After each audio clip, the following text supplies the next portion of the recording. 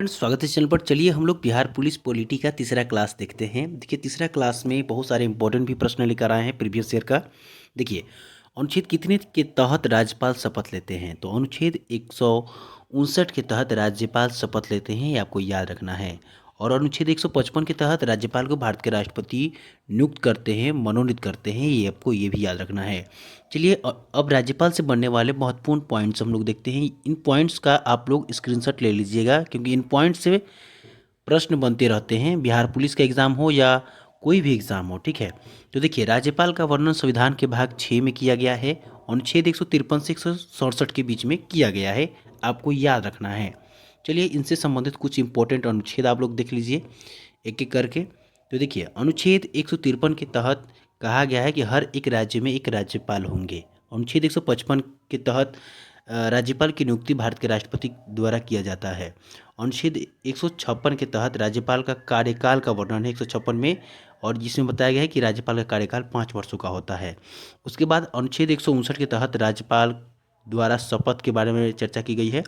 और अनुच्छेद 161 में कहा गया है कि राज्यपाल क्षमादान कर सकते हैं। ठीक है, अगला ध्यान देना है कि अनुच्छेद 163 में राज्यपाल को सलाह और सहायता देने के लिए एक मंत्रिपरिषद होगा। इसका वर्णन है अनुच्छेद 163 में कि राज्यपाल को सलाह देने के लिए, सहायता देने के लिए एक मंत्रिपरिषद होगा।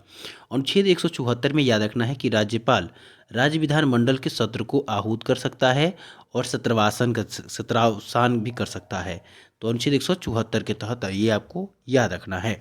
अनुच्छेद 213 के तहत जो है राज्यपाल अध्यादेश जारी करने की शक्ति है। अनुच्छेद 213 के तहत राज्यपाल जो है अध्यादेश जारी करते हैं, ये आपको याद रखना है। अगला ध्यान देना है कि राज्यपाल के लिए न्यूनतम आयु 35 वर्ष होता है। ठीक है, अगला ध्यान देना है कि एक व्यक्ति को एक ही समय में 2 या 2 से अधिक राज्यों, ठीक है, का राज्यपाल नियुक्त किया जा सकता है। और ये 7वां संविधान संशोधन 1956 के तहत, ये आपको याद रखना है कि एक व्यक्ति को एक ही समय में 2 या 2 से अधिक राज्यों का राज्यपाल भी नियुक्त किया जा सकता है 7वां संविधान संशोधन के तहत। अगला आपको ध्यान देना है कि विधान परिषद में कुल सदस्यों की संख्या विधान परिषद में कुल सदस्यों की संख्या का 1/6 भाग जो है राज्यपाल द्वारा मनोनीत किया जाता है। तो विधान परिषद में जितने भी सदस्य होते हैं, उसका 1/6 भाग राज्यपाल खुद मनोनीत करते हैं, ये आपको याद रखना है। राज्यपाल, ध्यान देना है, केवल मृत्यु दंड की सज़ा माफ़ नहीं कर सकते हैं, ये आपको याद रखना है। बाकी सब सज़ा राज्यपाल माफ़ कर सकते हैं, लेकिन केवल मृत्यु दंड की सज़ा माफ़ नहीं कर सकते हैं, ये आपको याद रखना है। बहुत ही इंपॉर्टेंट ये क्लास होने वाली है, आप लोग सभी लोग इसका स्क्रीनशॉट ले लें और इस चैनल को लाइक एंड सब्सक्राइब जरूर करें, क्योंकि ये सारे जो क्वेश्चन है बिहार पुलिस के लिए बहुत ही इंपॉर्टेंट है। जितना हम कहें बहुत ही इंपॉर्टेंट है बिहार पुलिस के लिए भी, और आप किसी भी एग्ज़ाम को दे रहे हैं उसके लिए, सभी के लिए इंपॉर्टेंट है। तो लेकिन हम ये बिहार पुलिस के लिए स्पेशली बनाए हैं। चलिए नेक्स्ट देखते हैं। देखिए, प्रश्न है कि निम्नलिखित में से कौन सा एक मौलिक अधिकार नहीं रहा है? आपको पता है कि संपत्ति का अधिकार पहले अनुच्छेद 31 में वर्णित था, जो आज के समय में मौलिक अधिकार के अंतर्गत नहीं आता है। पहले मौलिक अधिकार 7 हुआ करते थे, वर्तमान में 6 हैं। ठीक है, चलिए इनसे बनने वाले इंपॉर्टेंट पॉइंट्स को आप लोग देखिए। देखिए, संपत्ति का अधिकार का वर्णन अनुच्छेद 31 में था, ये आपको पता है। और 44वां संविधान संशोधन 1978 में हुआ था, उसके द्वारा संपत्ति के अधिकार को हटा दिया गया। और उस समय भारत के प्रधानमंत्री थे मोरारजी देसाई। ठीक है, जनता पार्टी की सरकार बनी थी और उस समय भारत के प्रधानमंत्री थे मोरारजी देसाई। संपत्ति के अधिकार को मौलिक अधिकार से हटाकर कानूनी अधिकार बना दिया गया है। आपको याद रखना है कि आज के समय में संपत्ति का अधिकार क्या है, कानूनी अधिकार बन गया है। और संविधान के भाग 12, याद रखना है, संविधान के भाग 12 अनुच्छेद 301 में रखा गया है संपत्ति के अधिकार को। ठीक है, संविधान के भाग 12 और अनुच्छेद 300 ए में रखा गया है, आपको याद रखना है। चलिए नेक्स्ट देखते हैं। देखिए, प्रश्न है कि ब्रिटिश संसद के कौन से अधिनियम ने कोलकाता में सर्वोच्च न्यायालय की स्थापना करने की व्यवस्था की? तो आपको याद होगा कि ब्रिटिश सरकार के रेगुलेटिंग एक्ट 1773 के रेगुलेटिंग एक्ट के तहत कोलकाता में 1774 में उच्चतम न्यायालय यानी सुप्रीम कोर्ट की स्थापना भारत में पहली बार किया गया था। ये आपको याद रखना है कि भारत में पहली उच्चतम न्यायालय की स्थापना कहाँ हुआ था? तो कोलकाता में हुआ था। कब हुआ था? 1774 में। और भारत में पहला उच्च न्यायालय की स्थापना 1862 में हुआ था, वो भी हुआ था कोलकाता में, आपको याद रखना है, ये याद रखना है। ठीक है, और भारत में जो सुप्रीम कोर्ट है जो दिल्ली में है, उसकी स्थापना ये आपको याद रखना है कि 26 जनवरी 1950 को इसकी स्थापना हुआ था, ये भी आपको याद रखना है। ठीक है फ्रेंड्स, बहुत ही इंपॉर्टेंट है। और 1773 के रेगुलेटिंग एक्ट के तहत जो है भारत में जो ब्रिटिशों के द्वारा पहला उच्चतम न्यायालय की स्थापना किया गया था। ध्यान देना है कि पहले की जो हुआ करता था बंगाल का गवर्नर हुआ करता था जो पद, उसको 1773 के रेगुलेटिंग एक्ट के तहत गवर्नर जनरल में बदल दिया गया था।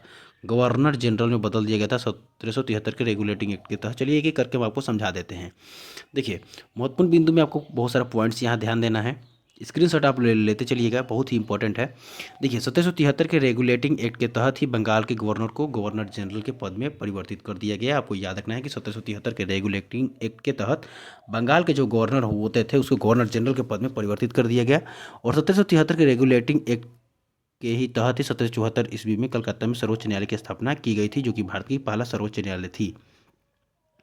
अगला आपको याद रखना है कि देखिए, बंगाल के प्रथम गवर्नर जो थे रॉबर्ट क्लाइव थे, और बंगाल के प्रथम गवर्नर जनरल थे वारेन हेस्टिंग्स, ये आपको याद रखना है। और भारत का प्रथम governor general Lord William Bentinck थे, और भारत का प्रथम वायसराय लॉर्ड कैनिंग थे, और स्वतंत्र भारत के प्रथम गवर्नर जनरल लॉर्ड माउंटबेटन थे, और स्वतंत्र भारत के प्रथम और अंतिम गवर्नर जनरल सी राजगोपालचारी थे।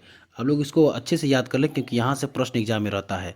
बंगाल के प्रथम गवर्नर पूछा जाएगा तो रॉबर्ट क्लाइव थे, बंगाल का प्रथम गवर्नर जनरल पूछा जाएगा तो वारेन हेस्टिंग थे, और बंगाल का भारत का प्रथम गवर्नर जनरल पूछा जाएगा तो लॉर्ड विलियम बेंटिंक थे, और भारत का प्रथम वायसराय पूछा जाएगा तो लॉर्ड कैनिंग थे, और स्वतंत्र भारत के प्रथम गवर्नर जनरल पूछा जाएगा तो लॉर्ड माउंटबेटन थे, और स्वतंत्र भारत के प्रथम और अंतिम गवर्नर जनरल पूछा गया तो सी राजगोपालचारी थे। चलिए अब एक एक करके आपको कुछ बातों को बताते हैं। तो देखिए, पहले बंगाल का जो गवर्नर हुआ करता था, तो उसको गवर्नर पद के रूप में कर दिया गया 1773 के रेगुलेटिंग एक्ट के तहत गवर्नर जनरल के रूप में कर दिया गया। फिर 1813 के चार्टर एक्ट के तहत जो था 1833 का जो चार्टर एक्ट था, 1833 का चार्टर एक्ट जो था, उसके तहत जो था बंगाल के गवर्नर जनरल का जो पद था उसको भारत के गवर्नर जनरल कर दिया गया। ठीक है। और 1800 ध्यान देना है, 1853 का जो उसके बाद याद रखना है कि 1856 में याद रखना है कि 1858 में याद रखना है कि 1858 भारत सरकार अधिनियम 1858 के तहत जो है जो गवर्नर जनरल का पद था उसको वायसराय में परिवर्तित कर दिया गया, ये आपको याद रखना है। और भारत स्वतंत्रता अधिनियम 1947 के तहत जो था वो वायसराय के पद को कर दिया गया गवर्नर जनरल। ये सारी भी चीज़ें आपको याद रखना है, बहुत ही इंपॉर्टेंट है। चलिए हम लोग नेक्स्ट देखते हैं। देखिए, भारत में पहला राष्ट्रीय आपातकाल की घोषणा कब किया गया था? तो भारत में पहला राष्ट्रीय आपातकाल की घोषणा आपको याद रखना है कि 1962 में किया गया था, दूसरा 1971 में, तीसरा 1975 में। ठीक है। अब आपातकाल के बारे में चर्चा किया जाए तो आपातकाल का वर्णन जो है संविधान के भाग 18 में है, अनुच्छेद 352 से अनुच्छेद 360 के बीच में है। ठीक है। और आपातकाल 3 प्रकार का होता है, राष्ट्रीय आपातकाल होता है, राज्य में आपातकाल होता है, वित्तीय आपातकाल होता है। ठीक है। तो राष्ट्रीय आपातकाल अब तक 3 बार लग चुका है, राज्य में आपातकाल अभी 133 से भी अधिक बार लग चुका है, और वित्तीय आपातकाल अभी तक नहीं लगा है। ये आपको याद रखना है। याद रखना है कि राष्ट्रीय आपातकाल अनुच्छेद 352 के तहत लगाया जाता है। जैसे ही 352 लगता है, अनुच्छेद 358 स्वतः ही लग जाता है, और स्वतंत्रता के अधिकार को निलंबित कर दिया जाता है, यानी अनुच्छेद 19 से निलंबित हो जाता है। आपको ये याद रखना है। ठीक है। और इंदिरा गांधी की सरकार के द्वारा जो राष्ट्रीय आपातकाल लगाया गया था वो लगाया गया था 25 जून 1975 को, 25 जून 1975 को लगाया गया था। ये भी आपको याद रखना है। और हटाया कब गया गया? 21 मार्च 1977 को, 21 मार्च 1977 को हटाया गया। कुल 21 महीनों के लिए लगाया गया था इंदिरा गांधी सरकार के समय, ये आपको याद रखना है। ठीक है।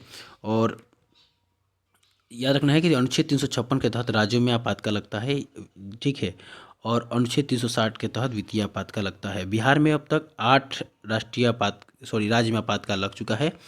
और याद रखना है कि भारत में सबसे अधिक जो आपातकाल लगा है वो मणिपुर में लगा है, मणिपुर में लगा है सबसे अधिक आपातकाल, राज्य में आपातकाल। और ये आपको याद रखना है।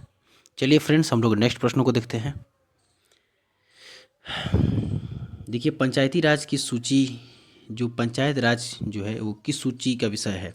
तो आपको याद रखना है कि ये राज सूची का विषय है। देखिए, संविधान का जो 7वीं अनुसूची है, 7वीं अनुसूची में 3 तरह के सूचियों का वर्णन है, संघ सूची, राज सूची, समवर्ती सूची। ठीक है। संघ सूची पर केंद्र सरकार कानून बनाता है, राज सूची पर राज्य सरकार बनाता है, समवर्ती सूची पर केंद्र और राज्य दोनों बनाते हैं। ध्यान देना है कि संघ सूची में टोटल विषय जो उस समय थे 97, वर्तमान में हो गए हैं 100। ठीक है। राज सूची में उस समय विषय थे 66, वर्तमान में हो गए हैं 61। और समवर्ती सूची में जो है उस समय थे 47 और वर्तमान में हो गए हैं 52। ठीक है। 5 जो इसमें के विषय है राज्य सूची का विषय समवर्ती सूची में डाला गया है, वो याद रखिएगा। ठीक है। अवशिष्ट सूची की जो है इस पर जो कानून बनाने का अधिकार है वो केंद्र सरकार को आपको याद रखना है। ठीक है फ्रेंड्स, चलिए एक एक करके कुछ इंपॉर्टेंट पॉइंट्स को आप लोग देख लीजिए। संघ सूची में कौन कौन से विषय आते हैं, यहाँ से प्रश्न आया है, और इन सारे विषयों को हम एक जगह लिख दिए हैं। तो संघ सूची के अंतर्गत रक्षा आता है, रेलवे आता है, बैंकिंग आता है, परमाणु ऊर्जा, विदेशी मामले, युद्ध और शांति, नागरिकता याद रखना है, नागरिकता इसी में आता है, जनगणना इसी में आता है, उच्चतम न्यायालय और सीमाओं का निर्धारण संघ सूची का विषय है। ठीक है। राजसूची के विषय के अंतर्गत क्या क्या आता है? तो राजसूची के अंतर्गत पुलिस आता है, जेल आता है, स्थानीय शासन आता है, अस्पताल आता है, कृषि भूमि और भवन कर आता है, बाजार मेले, सड़क और पुल घाट शराब ये सब आता है राजसूची के अंतर्गत। समर्थ सूची के अंतर्गत क्या आता है? शिक्षा आता है, वन आता है, नापतोल आता है, परिवार नियोजन आता है, जनसंख्या नियंत्रण आता है, विवाह और तलाक आता है और बिजली आता है। अवशिष्ट विषय में ध्यान रखना है कि साइबर कानून वाला चीज़ें आता है। ठीक है। चलिए हम लोग अब आगे देखते हैं। देखिए, भारत में एकल नागरिकता की अवधारणा किस देश के संविधान से लिया गया है? तो आपको यह याद रखना है, ब्रिटेन से लिया गया है। कहाँ से लिया गया है? ब्रिटेन से लिया गया है। ठीक है। अब देखिए, एकल नागरिकता वाले देशों को भी आप लोग याद रखिए, एग्जाम में यहाँ से प्रश्न आते रहता है। तो एकल नागरिकता जो है वाले देश में भारत है, ब्रिटेन है, फ्रांस है, सिंगापुर, जापान और नॉर्वे है। दोहरी नागरिकता वाले जो देश है, संयुक्त राज्य अमेरिका है, स्विट्जरलैंड है, ऑस्ट्रेलिया है, कनाडा है, मैक्सिको है, आपको याद रखना है। ठीक है फ्रेंड्स, आपका इन लोगों का स्क्रीनशॉट ले लेना है। चलिए नेक्स्ट देखते हैं। देखिए, प्रश्न है कि उपभोक्ता संरक्षण अधिनियम कब पारित हुआ था? तो उपभोक्ता संरक्षण अधिनियम 1986 में पारित किया गया था। चलिए हम कुछ अधिनियमों के बारे में बताते हैं जो विभिन्न प्रतियोगी परीक्षा में पूछे गए हैं। ठीक है। आपको याद रखना है अधिनियम को। देखिए, सूचना का अधिकार अधिनियम पूछा जाएगा तो 2005 में हुआ था। ठीक है। शिक्षा का अधिकार अधिनियम 1 अप्रैल 2010। पर्यावरण संरक्षण अधिनियम कब आया था? तो 1986 में आया था। ये आपको याद रखना है। ठीक है। वन जीव संरक्षण अधिनियम कब आया था? तो 1972 में आया था। ठीक है। बाल श्रम निषेध और विनियमन जो है अधिनियम कब आया था? 1986 में आया था। उपभोक्ता संरक्षण अधिनियम पहली बार कब आया था? तो 1986 में आया था। घरेलू हिंसा में से महिलाओं का संरक्षण अधिनियम कब आया था? 2005 में आया था। ये सारे पॉइंट्स आपको याद रखना है। भारत सरकार द्वारा वस्तु और सेवा के अर्थात जीएसटी अधिनियम कब आया था? तो 2017 में आया था। ठीक है। आपदा प्रबंधन अधिनियम कब आया था? तो 2005 में आया था।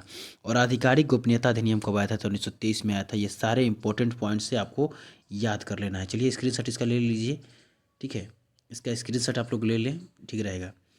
ठीक है। और इसको आप लोग याद कर जाएं, बहुत ही इंपॉर्टेंट है ये सारे पॉइंट्स।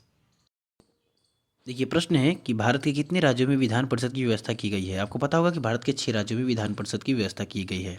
ठीक है। विधान परिषद के बारे में आप लोग जानते हैं कि भारत के मात्र से 6 राज्य हैं जहां विधान परिषद की व्यवस्था की गई है। उसका ट्रिक है कम बात। चलिए इसकी से इंपॉर्टेंट प्रश्न भी बताएंगे, पहले इसको आप लोग याद रखिए। कर्नाटक है, उत्तर प्रदेश है, महाराष्ट्र है, बिहार है, आंध्र प्रदेश है और तेलंगाना है। ठीक है। कम बात करके ट्रिक है, इसको याद कर लीजिएगा, एक एक करके बताते हैं। कर्नाटक है, उत्तर प्रदेश है, महाराष्ट्र है, बिहार है, आंध्र प्रदेश है और तेलंगाना है। यही भारत के 6 राज्य हैं जहाँ विधान परिषद हैं। विधानमंडल की चर्चा अनुच्छेद 168 में किया गया है। विधान परिषद की चर्चा अनुच्छेद 169 में किया गया है। और विधानसभा की चर्चा अनुच्छेद 170 में किया गया है। आपको याद रखना है। चलिए इनसे बनने वाले इंपॉर्टेंट पॉइंट्स हम लोग देख लेते हैं। देखिए, बिहार विधानमंडल के 2 सदन हैं, विधानसभा और विधान परिषद। बिहार विधानसभा में 243 विधानसभा के सदस्य हैं और 75 विधान परिषद के हैं। ये आपको याद रखना है। अभी जो हम अनुच्छेद बताए थे, अनुच्छेद ये भी याद रखना है। और ये भारत के जो 6 राज्य हैं, इसको आप लोग स्क्रीनशॉट लेकर याद कर लीजिएगा, इंपॉर्टेंट है। ठीक है फ्रेंड्स।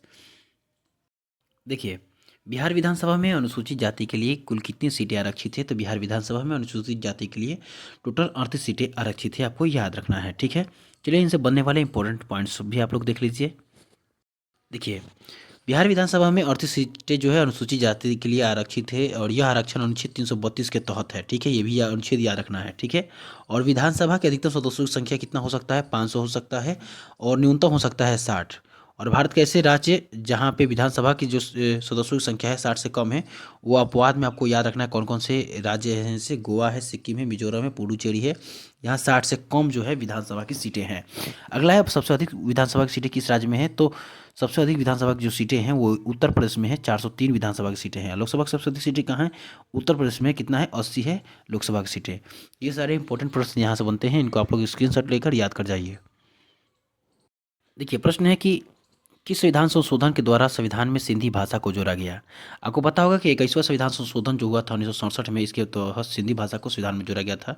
61वां संविधान संशोधन जो हुआ था इसके तहत जो है संविधान में जो है जोड़ा गया है नेपाली मणिपुरी, सॉरी 61वां नहीं, 71वां। ठीक है। इसके द्वारा जोड़ा गया है नेपाली मणिपुरी कोंकणी। ठीक है। और 92वां संविधान संशोधन द्वारा जोड़ा गया है बोडो, डागरी, मैथिली और संथाली। चलिए इनसे बनने वाले इंपॉर्टेंट पॉइंट्स को आप एक जगह करके दिखाते हैं, आप लोग उसे याद कर लीजिएगा।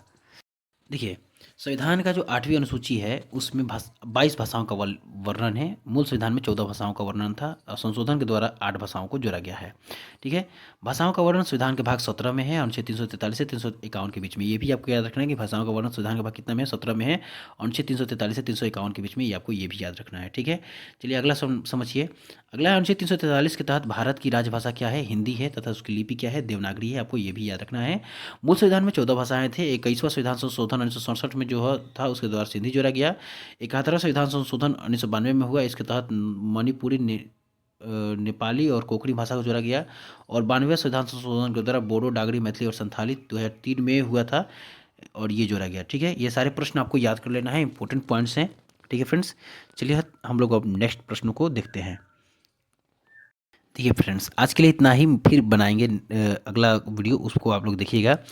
उससे पहले आपको बताते हैं कि अगर इस चैनल पर आप लोग को जो है सारे प्रश्न समझ में आ रहे हैं और आपको ये लग रहा है कि ये जो चैनल है आपके बिहार पुलिस के लिए बहुत ही इंपॉर्टेंट है, तो इसे सब्सक्राइब कर लें। ठीक है फ्रेंड्स, ये इस पर बहुत ही जो है मेहनत करके इस चैनल को हम तैयार किए हैं और इसमें जितने भी कंटेंट है उस पर तैयार करने में बहुत अधिक मेहनत लगा है।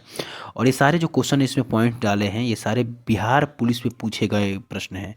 देखिए, ये अगर कहा जाए तो ये जो वीडियो है ये बिहार पुलिस के लिए है, लेकिन ये जो है हर एग्ज़ाम के लिए इम्पोर्टेंट है, आपको ये याद रखना है। ठीक है फ्रेंड्स, चलिए तो जय